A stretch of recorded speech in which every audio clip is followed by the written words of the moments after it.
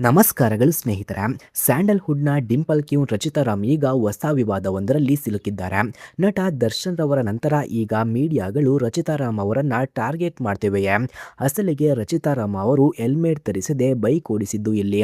ಆ video viral ಆದ ನಂತರ ರಚಿತಾ ರಾಮ್ ಫ್ಯಾನ್ಸ್ ಹತ್ತಿರ ಕ್ಷಮೆ ಯಾಚಿಸಿದ್ದು ಯಾಕೆ?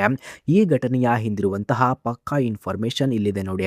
ವಿಷಯ ಏನಪ್ಪಾ ಅಂದ್ರೆ, ಇತ್ತೀಚೆಗೆ ರಚಿತಾ ರಾಮ್ ಅವರು ರಸ್ತೆಯಲ್ಲಿ ಬುಲೆಟ್ ಬೈಕ್ ಓಡಿಸುತ್ತಿರುವ ವಿಡಿಯೋವೊಂದು ಸೋಷಿಯಲ್ ಮೀಡಿಯಾದಲ್ಲಿ ಸಖತ್ ವೈರಲ್ ಆಗಿತ್ತು. ಆದರೆ ಆ ವಿಡಿಯೋದಲ್ಲಿ ರಚಿತಾ ರಾಮ್ ಅವರು ಹೆಲ್ಮೆಟ್ ಧರಿಸಿರಲಿಲ್ಲ. ಇದನ್ನು ಗಮನಿಸಿದ ನೆಟ್ಟಿಗರು ಮತ್ತು ಕೆಲವು ಮಾಧ್ಯಮಗಳು ಸಾರ್ವಜನಿಕರಿಗೆ ಮಾದರಿಯಾಗಬೇಕಾದಂತಹ ಸೆಲೆಬ್ರಿಟಿಗಳೇ ಹೀಗೆ ನಿಯಮ ಉಲ್ಲಂಘಿಸಿದರೆ ಹೇಗೆ ಎಂದು ಪ್ರಶ್ನೆ ಮಾಡಲಾರಂಭಿಸಿದರು. ಈ ವಿಚಾರ ದೊಡ್ಡ ಮಟ್ಟದ ಚರ್ಚೆಗೆ ಕಾರಣವಾಯಿತು.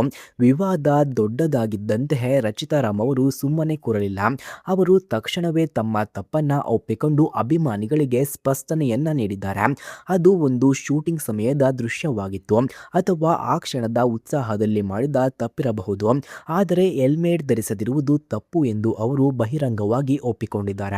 ಅಷ್ಟೇ ಅಲ್ಲದೆ, ಯಾರೂ ಕೂಡ ಹೆಲ್ಮೆಟ್ ಇಲ್ಲದೆ ವಾಹನೆಯನ್ನ ಚಾಲನೆಯನ್ನ ಮಾಡಬೇಡಿ, ಸುರಕ್ಷತೆ ಮುಖ್ಯ ಎಂದು ಅಭಿಮಾನಿಗಳಿಗೆ ಮನವಿಯನ್ನ ಕೂಡ ಮಾಡಿಕೊಂಡಿದ್ದಾರೆ. ಫ್ರೆಂಡ್ಸ್, ಇಲ್ಲಿ ಮುಖ್ಯವಾದ ಪ್ರಶ್ನೆ ಅಂದ್ರೆ, ದರ್ಶನ್ ರವರ ಪ್ರಕರಣದ ಬೆನ್ನಲ್ಲೇ ಮೀಡಿಯಾಗಳು ರಚಿತಾ ರಾಮ್ ಅವರ ಸಣ್ಣ ತಪ್ಪನ್ನ ದೊಡ್ಡದು ಮಾಡುತ್ತಿವೆಯೇ? ಹೌದು, ಸೆಲೆಬ್ರಿಟಿಗಳು ಮಾಡುವಂತಹ ಸಣ್ಣ ತಪ್ಪುಗಳು ಕೂಡ ಮಾಧ್ಯಮಗಳಲ್ಲಿ ದೊಡ್ಡ ಸುದ್ದಿಯಾಗುತ್ತಿವೆ.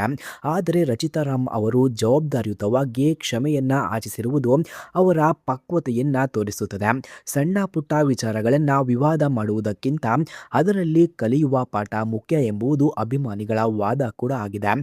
ಗೆಳೆಯರೇ, ಕಾನೂನು ಎಲ್ಲರಿಗೂ ಒಂದೇ, ಅದು ಸೆಲೆಬ್ರಿಟಿಯೇ ಇರಲಿ ಅಥವಾ ಸಾಮಾನ್ಯ ವ್ಯಕ್ತಿಯೇ ಆಗಿರಲಿ. ರಚಿತಾ ರಾಮ್ ಅವರು ಕ್ಷಮೆ ಯಾಚಿಸಿ ಈ ಚರ್ಚೆಗೆ ಅಂತ್ಯವನ್ನ ಹಾಡಿದ್ದಾರೆ. ಈ ಬಗ್ಗೆ ನಿಮ್ಮ ಅಭಿಪ್ರಾಯವೇನು? ಸೆಲೆಬ್ರಿಟಿಗಳ ಸಣ್ಣ ತಪ್ಪುಗಳನ್ನು ಮೀಡಿಯಾಗಳು ಹೈಲೈಟ್ ಮಾಡುವುದು ಸರಿಯೇ? ಕಮೆಂಟ್ ಮಾಡಿ ತಿಳಿಸಿ. ಲೇಟೆಸ್ಟ್ ಸಿನಿಮಾ ಅಪ್ಡೇಟ್ಸ್ಗಳಿಗಾಗಿ ನಮ್ಮ ಚಾನೆಲನ್ನು ಸಬ್ಸ್ಕ್ರೈಬ್ ಮಾಡಿಕೊಳ್ಳಿ. ಧನ್ಯವಾದಗಳು.